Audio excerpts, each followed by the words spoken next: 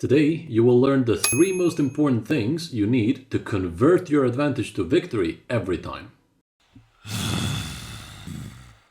What are the 3 most important things? Number 1, trade down equally. Number 2, keep it simple if you can. And number 3, keep your king safe. We're going to dive deeper into all of those, and I'm going to play 3 games against Stockfish. First, I'm going to be up a queen. Then I'm going to be up a rook and a minor piece, and then only a minor piece. Let's see how I do. Okay, let's get started. Game 1, I'm up a queen. This should be relatively straightforward, but just so you can see from the start of the game how we can apply this. So at first I just have to develop, so we're just going to get pieces out and centralize. Okay, pretty standard. Any trade that's available, I'm just going to take it. The point of trading down equally is to increase the importance of your extra material.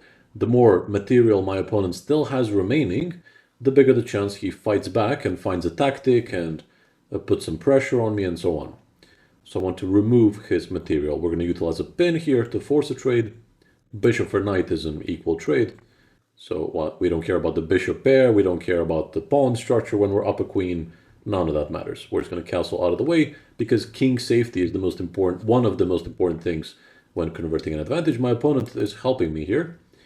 When you're playing against a big material advantage, you should really keep pieces on the board. Notice how the engine just trades for some reason, but I'm just going to have it way easier here. Pieces create complications, so my job is to just remove all of them, trade down. I'm just going to put the rook to the open file, doubled up. Okay, we're going to take that trade. So the point is to get to a queen up in an endgame scenario against a bunch of pawns where you just go around, pick up all the pawns, promote a new queen, checkmate. Okay, we're going to infiltrate the second rank here, why not? And then double up. The only way I could lose this is a back rank mate. So I'm just slightly cautious of that, but that's not going to be an issue. Double up so I can trade here. Again, this should be very easy. Okay, make that trade. That allows me to take this pawn as well. Just progress, progress, progress. Okay, now he has to trade because this was like near checkmate. And now I've successfully traded without giving my opponent any counterplay, any danger to my king, anything.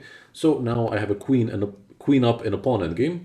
And I just go around and take everything if I want to. But I'm just going to create a passed pawn and promote it.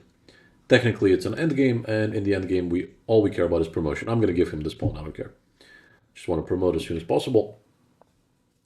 Okay, now his king might get in the way, so let's just cut off the king immediately using a check. And we're going to make short work of our opponent here for game 1. Let's see, with 2 queens probably. Mate in a couple of moves here. Don't care about this pawn. This should be checkmate. Very cool. So, my engine opponent decided to trade when even it wasn't necessary, but your human opponents might do that too. So queen up was relatively straightforward. Let's move on to the next one. Here we go with the second game. I'm up a rook and a minor piece. I chose them to be on the queen side so they can castle faster than otherwise. Maybe that makes a difference for them. They still have the bishop pair, so they still have a queen. You never know. Plenty of chances to make a mistake, but the strategy remains the same. Take the center and develop, of course. And then simplify, beat all their ideas, keep it simple, keep your king safe. Okay, so d4, instead of thinking for a long time here about all the options or defending, I'm just going to trade. Trade your way out of trouble. That's a very consistent strategy when you're converting an advantage. c3 doesn't do anything, so we're going to develop. Develop at top speed, force trades if possible, and we should be in good shape. Let's see, bishop d3 just lines up here, no worries. We're going to utilize a pin to force a trade. And keep my king safe, so I may get in trouble unless I develop very quickly here. So we're going to play bishop e7 for the time being. This trade won't go anywhere. Queen b3, what does that do? So we have to take a look at the new moves. Okay, queen b7 is a threat of taking a pawn. Am I going to lose the game if I lose this pawn? No, I'm already up a ton of material, but why would I allow that? I also noticed that this is no longer defended, so we're going to take a timeout to make that trade, and then we're going to continue with dealing with this. However, I have to make some small calculations. What if he ignores me and goes here anyway? I could go knight a5 and against queen b5 or bishop b5, I have pawn to c6. So we should be all good there. So we can make this trade.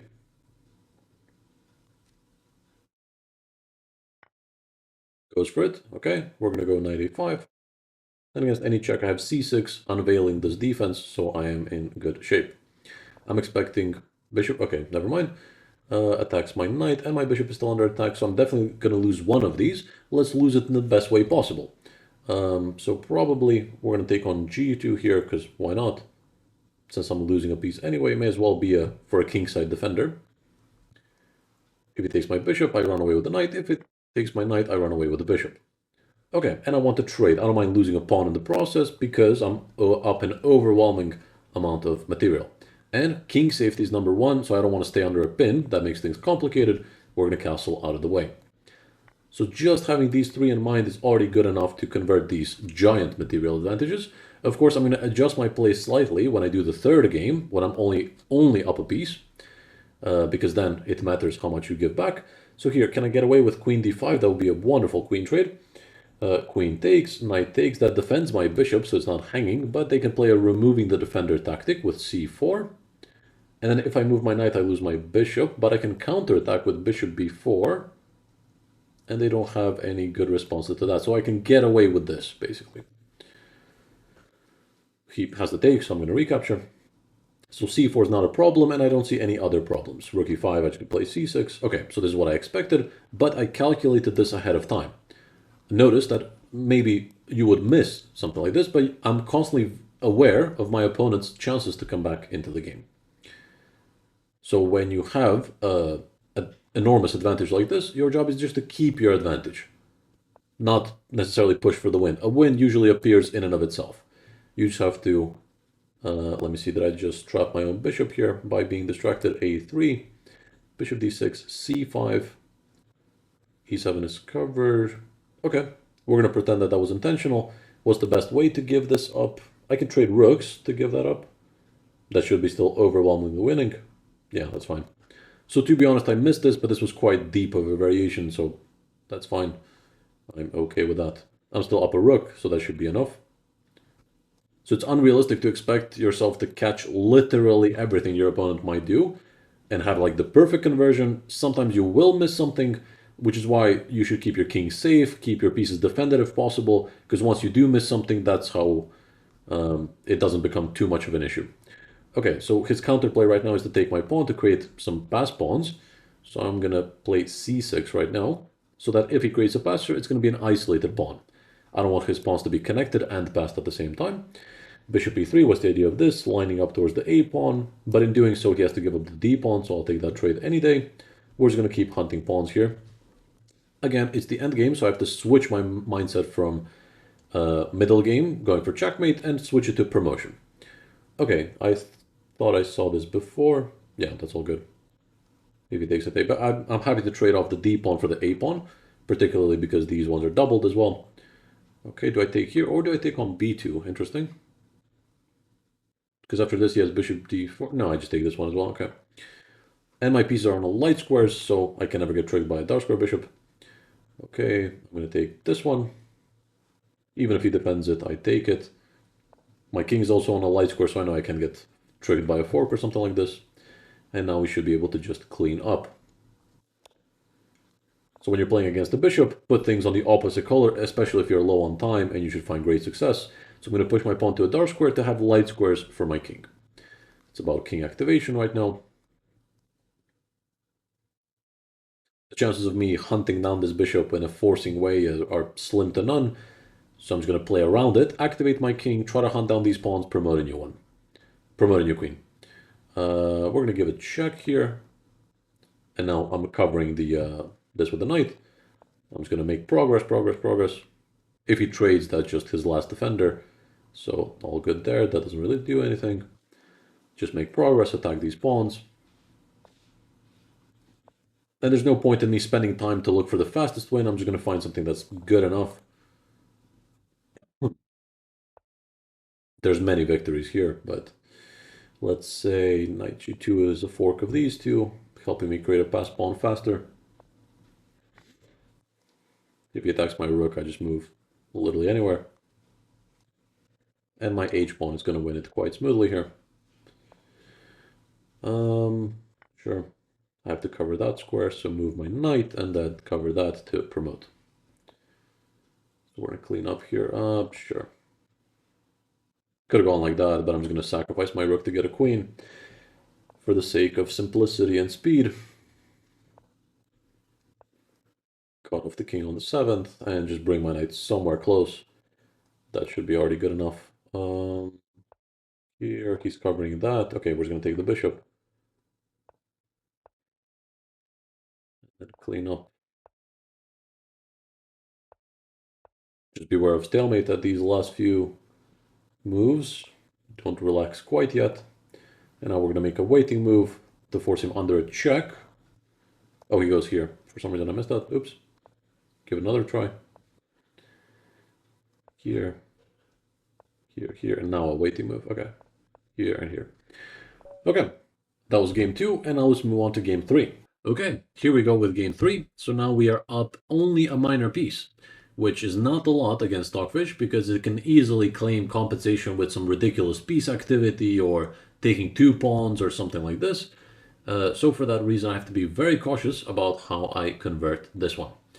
Okay, I'm gonna play, let's say, d5. I usually play the Dutch defense, but for the sake of the video, I'm gonna play just a normal developing game, Queen's Gambit Decline type setup, and kind of see what happens. Okay, the London, let's see. Do I bring this guy out? No, we're just gonna keep it simple. Play e6. Typically against the London, we play in the following fashion. We play for e5. Okay, takes. I could take with a pawn here. Or the queen. Let's see. Because like double pawns aren't. I'm gonna take with a pawn. To make e5 a little bit easier to play later. Okay, go to c4. I could just neutralize everything and sort of make it symmetrical, because symmetrical is simple. Oh, actually queen a5 is a nice trade of a lot of stuff. I'm inclined to go for that. Yeah, we're gonna go for that. Because queen e2 trades, and I'm happy with trading, the closer I am to an endgame, the lesser the chance that I will get tricked by some ridiculous activity, because he has less pieces to fight back with. Okay, if takes, I take back with a pawn. I could also take it to him. No, because then knight takes is some, you know, piece activity. So I think I just want to get developed at top speed here. If takes, I take with a knight not to spoil my structure. I'm going to give the center a little bit, that's fine. I'm still up a piece. Okay, and let's just continue development here. I guess knight c6 or b6, bishop b7 first was the difference. Not really seeing one. I could also go bishop d7. Oh, we're going to go like this. Knight c6, bishop d7. Because, yeah, I could fianchetto, but he goes bishop f3, and that's kind of pinning me. I don't want to pin myself. Okay, develop. Actually, knight c4 hits this one. Hold up. I almost wandered a pawn. Let's see. Rook d8 first, I believe. That way against bishop d7, knight c4, I have bishop e8. So this is my problem piece. As long as I solve that somehow, I should be fine. Okay, we're just going to put... I guess I could go knight b4 as well. a3, knight c2. No, that's a trapped knight. Here goes here, knight d3. Okay. Keep it simple. Don't trap your own knight by going too far into enemy territory. Okay, and I think I'm just going to play d5 here just to kill his pieces. Because how can he form counterplay with piece activity if his pieces are blocked by my pawns? So it's my job to keep things nice, simple, and controllable. Bishop d7, rook c8, take the open file. Just trade down to a clean endgame. Rook c8, probably this rook, since the other one is already centralized. Not that it matters too much. And now knight d7 is probably my next move. Even if he doubles up, I don't care. The more I trade, the better. So I'm very much in control here. Knight d7, that's all good. May as well pre-move rook takes rook, okay? Let's see, okay. We're gonna trade and play rook c8. When he goes knight e5, I can go bishop e8 to dominate the knight. So that's all good. And my knight is protecting this one. So I am in complete control here. I'm going to take with the knight so my bishop can dominate his knight. So 3 squares away in a straight line dominates a knight using a bishop. And now it's time to activate the king here. Okay, g4 tries to confuse things with g5. Because if I go knight d7, he has bishop e5 pin. So that makes it slightly complicated, although even then I could just trade my way out of that trouble. So I'm not really understanding the idea here. I could also defend one using the other. And knight d7 is a move I want to play anyway to force his knight to go back. Sure. Bishop e5 actually just forces a lot of trades, which I like. Okay, now I have this knight dominated. If he goes here, there's nowhere to go. If he goes here, there's nowhere to go. King activation time. And the reason I could do this instantly is because it's on dark squares, so I know that I can't get really tricked here or anything. Against this, I just have this. That's all good. Let's see, it would be great if I could force these guys off the board as well, but that's a bit unrealistic to do by force. Do I go king here? I think knight. I want to activate my pieces. Can't play with my pieces like this. So I'm going to activate a little bit, and the bishop I can get out this way. Okay, this doesn't do anything. This doesn't do anything. I think f6 is a good move. My pawns want to be on dark squares because my bishop is of light squares. Okay, so he's stopping my activation, makes sense. Let's see, do I play for e5? I think I play for e5. And then even if it goes knight f4, I go bishop f7 domination again. I think that's how I open up my bishop slightly, although even then I can't really... Okay, we gotta think of like a plan or something. I could go here and double attack this one, but it goes b3. My knights are a little bit awkward. Let's think about this. I think I'm going to go h6 to keep these pawns on light squares forever, and then I could possibly break them. I think if I trade some pawns off, it's going to be a little bit easier for me. So for the time being, I'm going to go g6 here. If he takes, I take back. No worries. Okay. I'm wary about knight f4. I'm keeping an eye on that. E5 should be good here.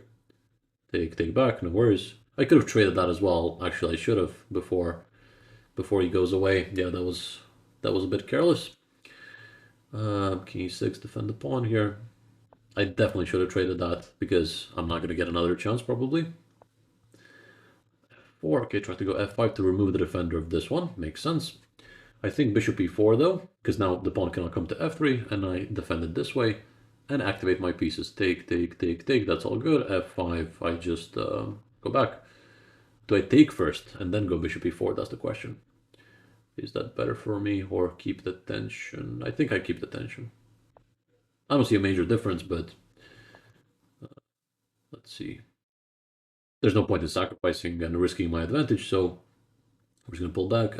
Let's say e7, staying closer to the queen side. The knight is dominated, the bishop has also nowhere to go. Against this, do I play a6? I could go knight c4 actually, that forces a trade. Let's see if I lose anything by that trade. That forces a trade because it's a fork of a bunch of pawns, so he's going to have to give up his bishop. I take back, he goes king c3, trying to take that pawn. Then I can just hunt down this and create passed h-pawn. I think the passed h-pawn should be enough to win here. And I can also go to the knight's weird square with king d6. Yeah, I like that. Okay. I think that's enough to win. I'm going to give the c-pawn just to make my victory easier. I've done well so far not to give anything, so now I'm taking the chance to give back a little something. Okay, so he stops this. That's all good, but his knight is dominated. So I think I want to activate my knight and king here somehow. I think I gotta go back to go forward, because my knight is also a little bit dead. Going like this is very weird squares. So I think I go here to go here. If he pushes, I go here to take. Yeah, the only way he activates his knight is something like this. But then I can dominate it again, so that should be good. Yeah, I like this. Okay, I just take back. Now I've gotten a king route here, so I'm not sure that was good for them. Against that, I just dominate the knight again. Yeah, I think I get the king route here and activate my knight in another way, because now I need the square to dominate his knight. I could also play for this majority. I don't know what's easier. I'm getting a little bit low on time, that's okay. Here. I think I'll play for the majority here. Because that's also trading, technically. Might make it a bit easier.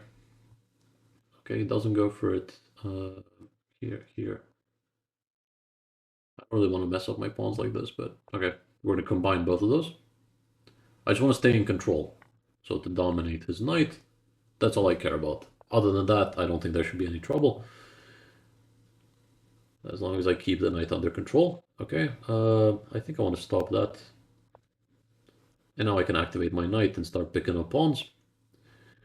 I saw that, but I didn't think that was a problem. I guess his idea is this, but that's fine, I just go back. So he gets a little bit of activity, but my queen side does have a majority, and the knight is a short-range piece. What on earth is that? Check, I go back. Okay. Let's see it, Mr. Engine. That was a bluff, I think. Here. G5 I take, King H4 I ignore, Knight F2 I just move away. I can dominate. Now from this side.